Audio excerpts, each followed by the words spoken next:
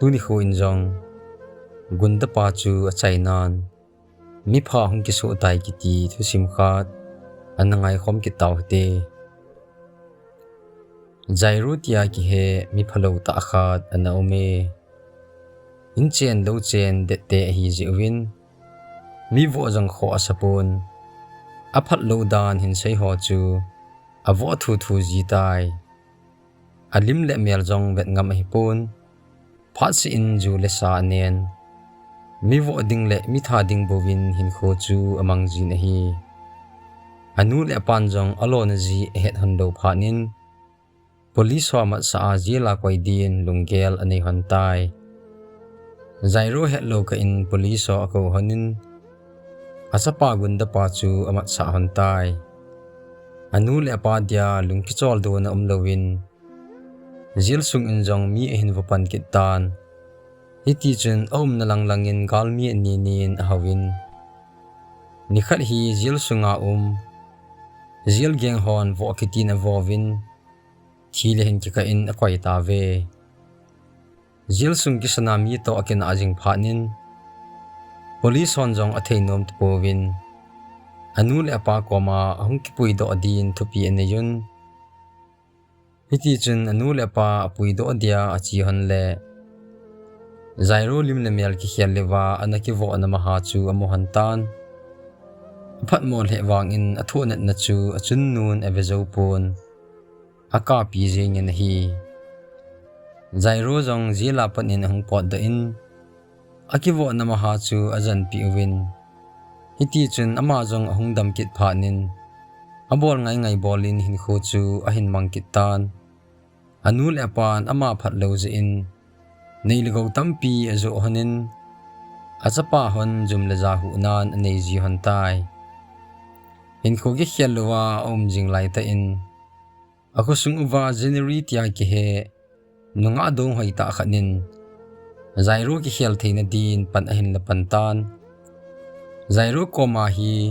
ngai lut lungsit ki tiwa hi zan mang tabang ahin het jong a het pha lo hi koiman nai ngam lo pa chu January ni malo thenin a bol jin hiti chun ayang lo win a ho jin Jairu jong alung han jil he wangin January chu ve no umta nunga mel hoi hi jin midang sang in azan ima na lo ji poi palini kho achal chalin Jairu jong mivo mitha ki ti ho all in ahung ki tim in nidang lai sang in kho chu nyau nyawin in khial pantai ahin la mi mu din ni phalo hin chu amang di po na hi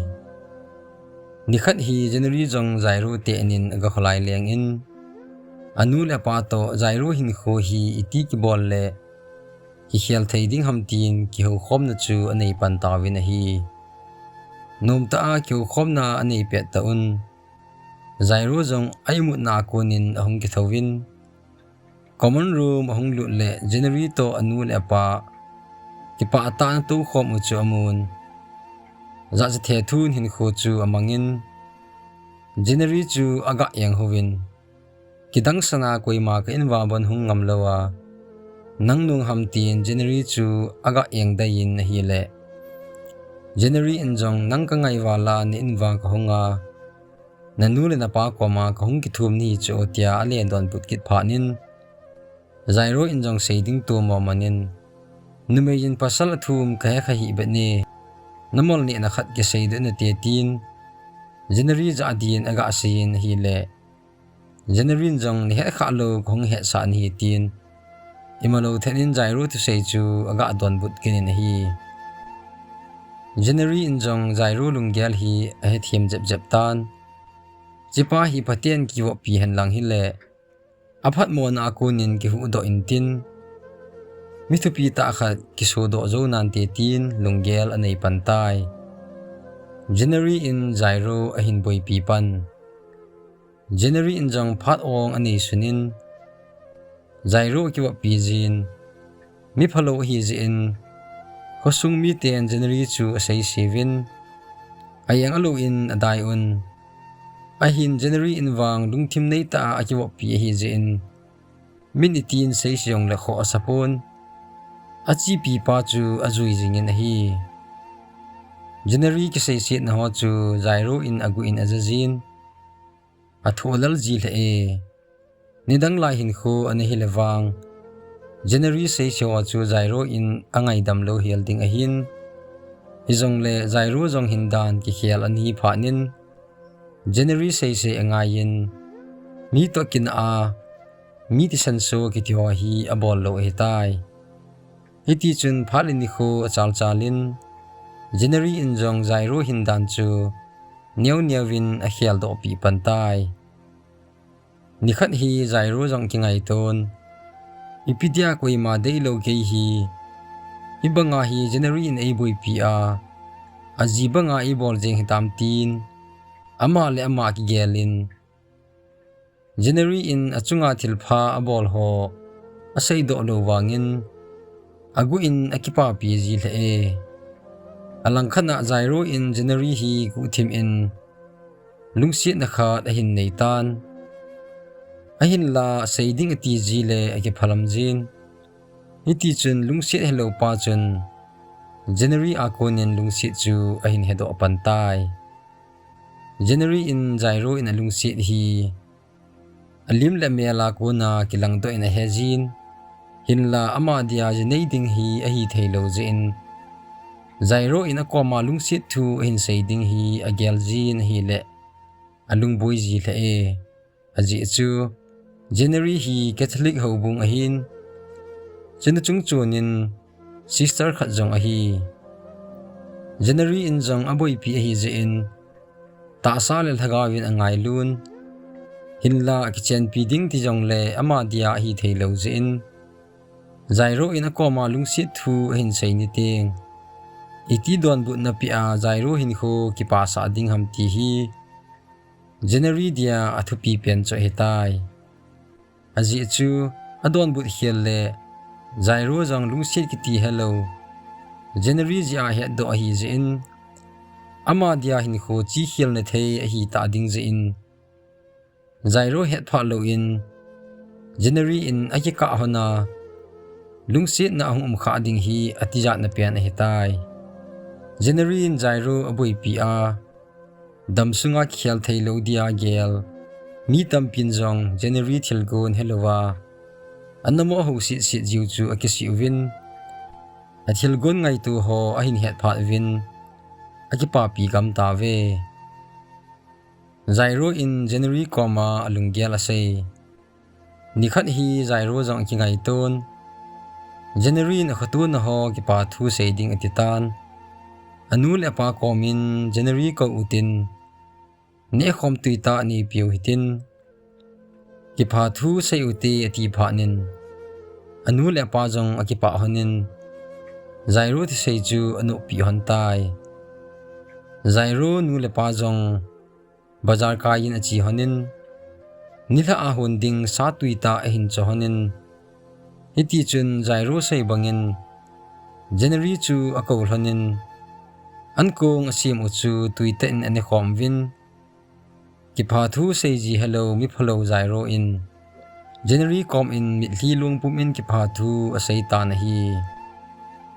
nang an umlo hila chun ka hin kho hi athi sa hitan nang ngai lu na ka chan je in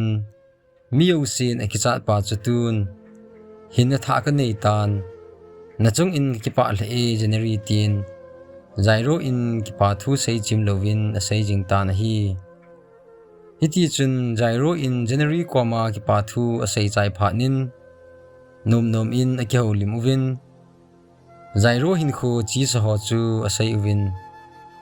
phamo sa to nui kop ta win a hi January in jong ki leding a hin titan chuphanin zairo in kin hong tha na nge January tin aga don bu nin a hi le January in jong kholowa nangap chat phol le aga atin chuphanin zairo in jong agari hoi pen chu a hin tol da in January chu aga tha tai lampin zairo in January chu adayin nangwang mi man lu ta ni hin nang ka chan lo ding hi ka gyal ji le iti ham khat ka se su 18 January chu aga adayin hi le January in to thiam hi o in jo khat le ata ta hung hi khale igen thein han ding hung hi bep in te tin zairo chu ale don gut kit phanin zairo in ipi gen thein om ding ham ki pan zo om bo win te tin January lung gyal gen thein hai phalovin ale don but kit tai amani jong ki holim ta gom in January te in agalung hanin January in jong thei tui don thei hin la do in tui te in adon khom han tai chuphanin zairo in jong January alung sit na thu yim zo talovin ahin sei do angal tai ven January tot le ta tagom in nang ko hom tho dan thu kan sei jin hinla mi hinglal ka hi zin tu mol so din jong ka gyalpon ahin tu ni khon kalung thima kalung sit na hi nakoma ka hin phon do hatai ati phanin January jong da do lo in akun mangjalin ki phalam te in hiti hin zairo hin don butai ven zairo neilung sit chu ka ki pa le e ahin la ke hi na hi miyo si to ki banglo hi zin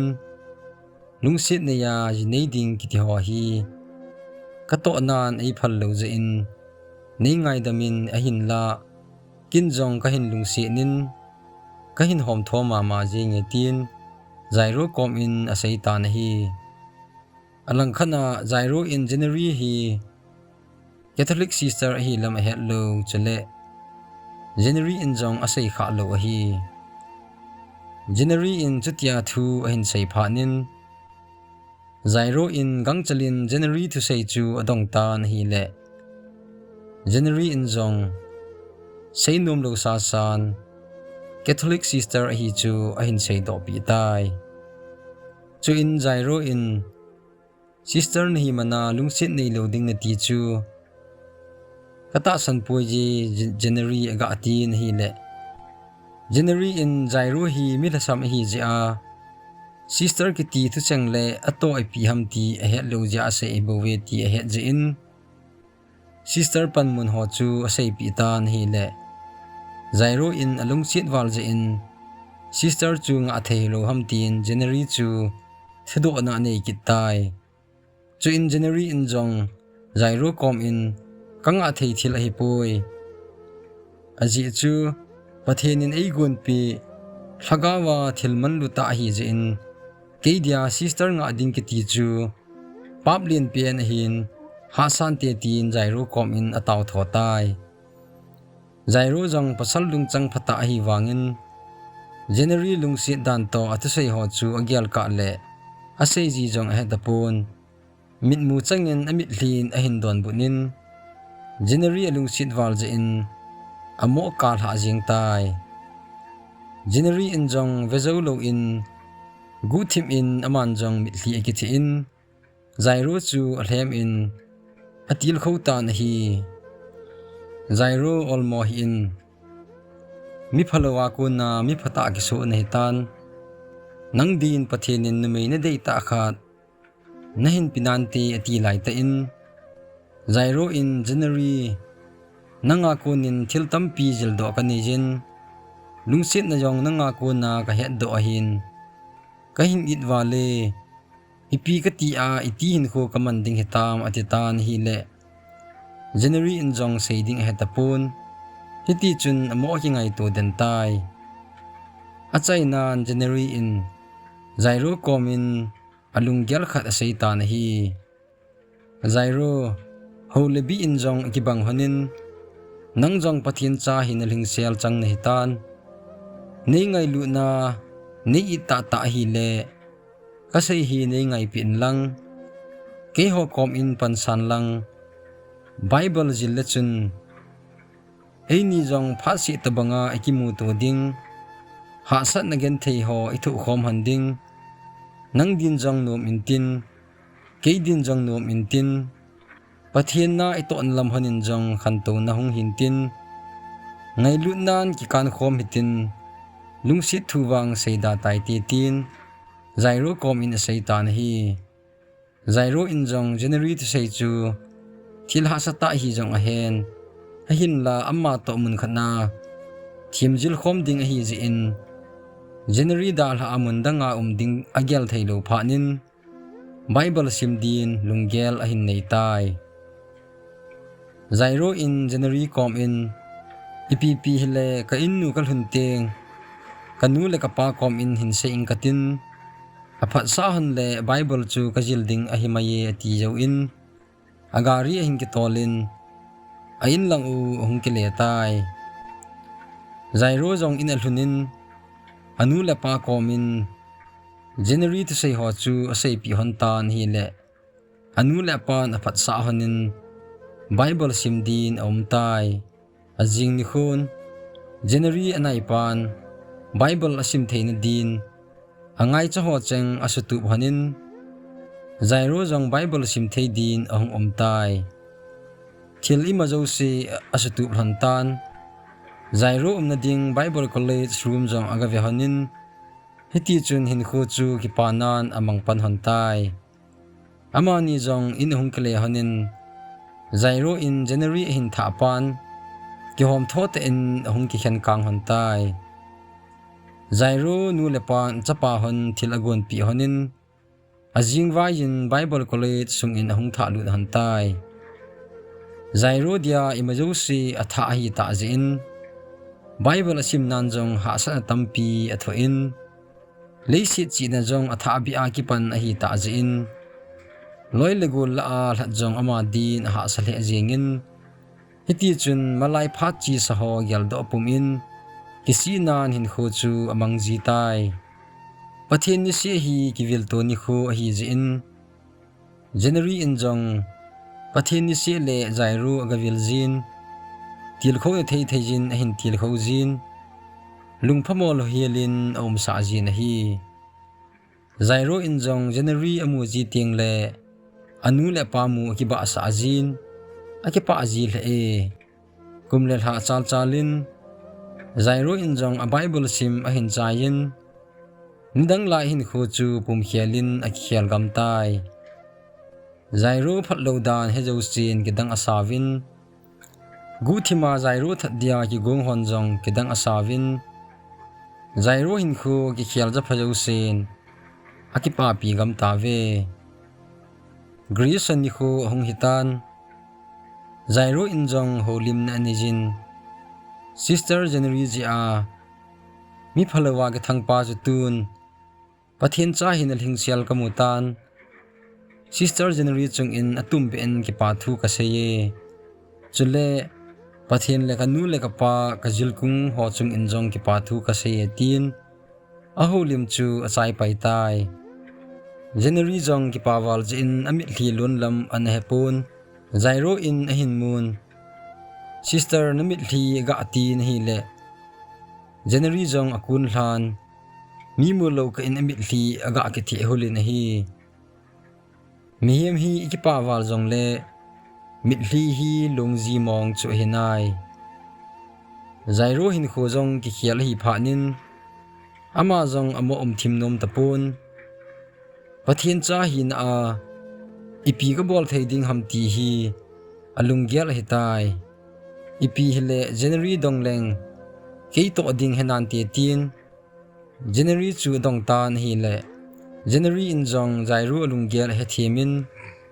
Father Jildin sei pi tai Zairo in jong January to ki khen kang lo ding ati jin Father Jildia atip chu anu pin hiti chun aman jong kumni kumtum sulu nin Father chu ahin jil tai phalin ni khu achal chalin kumlel ha ki heidung zoin Zairo in jong Father ajil chu ahin zo in January to ki thon pathin lengama din na ahin tong khom han tai ngai lut nan Father Zairo le Sister January ki ka invite hin home in lungsit ni kiti aka hana an wangin January din ha asan hinla Zairo in alungsit he wangin akhet mo sa in Achainan akika honin hinsung khat mong danin hantan amanin jong azo chan honin pathian na atong khom hantai nume January chi zen zairo hin kho ki khial hin ama din zong pin lo hlen te tu ni kho adia thusim iseu chu hi chan hin akichai ki tai thusim hin ngai jo se na chung chewa ki pa thu ka hin sei ki ne aban ananga ki taw hite